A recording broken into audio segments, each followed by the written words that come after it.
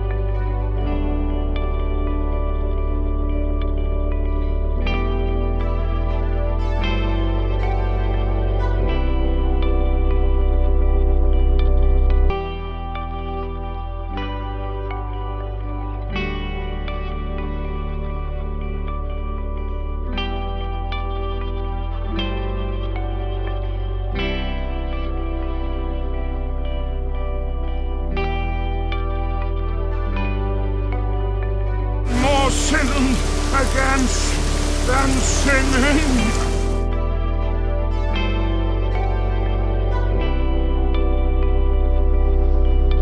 तो जो जजेस ने फैसला दिया है वो आइन के मुताबिक दिया और पाकिस्तान का आइन कुरान और सुन्ना के ताबे है।